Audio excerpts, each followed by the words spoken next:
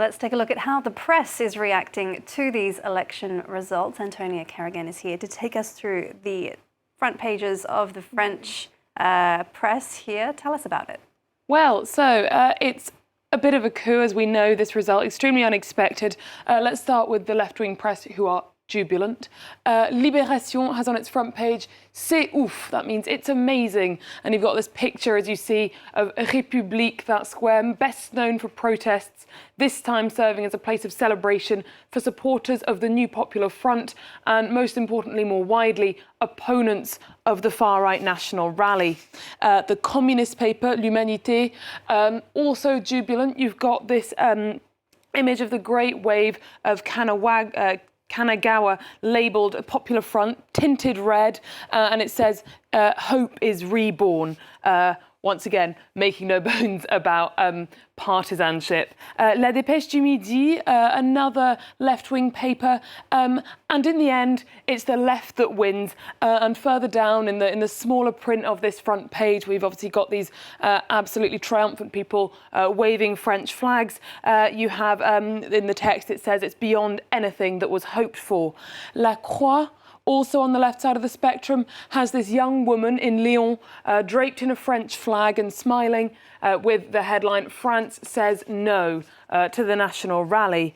In the more right-wing press, we have Les Echos, the front page. Let's zoom in nicely on this very sad face of Jordan Bardella. La claque, that means he's been hit, in short. He's in despair. He's occupying a lot of the front page. His party not just denied the absolute majority, also the relative majority, and they've come in behind the left and the centrist bloc that looked absolutely decimated just last week.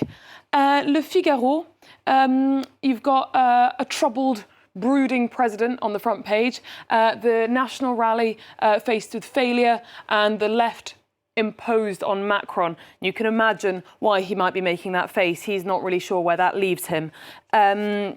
A month after dissolving Parliament, it says the president is reaching the end of a trying democratic episode, faced with an ungovernable assembly. Got a surprise victory for the NFP and cold shower for the RN. And you've got Marine Le Pen there, all on her own, faced with all of these figures opposite, who are slightly bigger, reflective of the results. L'Opinion, a right-wing paper as well, an illegible assembly and an unfindable majority.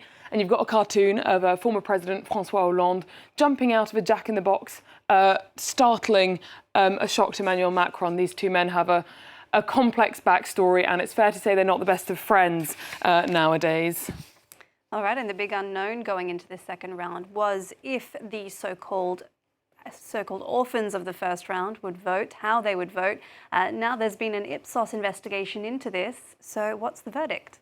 The verdict is that those people did vote, and the idea of the left and the centre was to create the so-called Republican Front, and that was that if your left-wing candidate pulled out, they would encourage their voters to vote for the centrist, and they would block the National Rally that way, and that operated in both directions. And it seemed they did that. There's this piece in the Parisien that's got this survey that, so you can see, I mean, I won't get too much into the details, but essentially, people who voted left in the first round, three-quarters of them were willing to go out and vote centrist in the second round if their left-wing candidate had pulled out to leave space for a victory for the centre, and vice versa to a slightly lesser extent. Centrist voters, it was more like half and half whether or not they would go and vote for the left-wing candidate, and it also, of course, made a difference whether it was France Unbowed or the more centrist socialists or Greens. And we have to remember, as we've been saying, it looked like a week ago the National Rally could be the biggest party in France and in Parliament. So it's a deeply divided France that's waking up this morning. Tell us about what the papers are saying with these contrasts. Yes, so Le Monde has this very long reporting piece put together by a group of reporters who are in different locations across France, and it describes scenes of absolute ecstasy in Paris as people celebrate the victory of the left, tears of joy, cries of disbelief, compared to as if France had won the World Cup.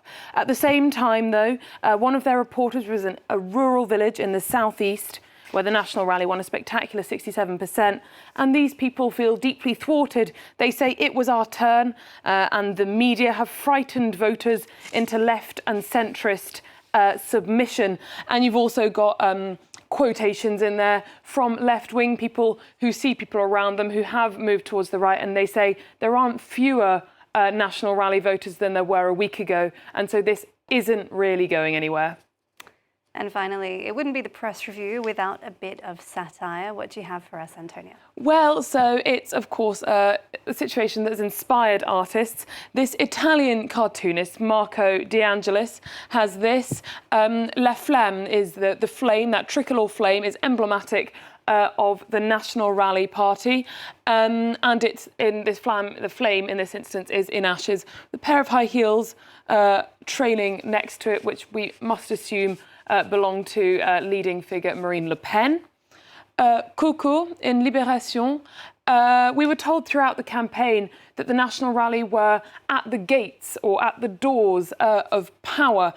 In this instance, it's been drawn as the exit doors, more specifically the emergency exit.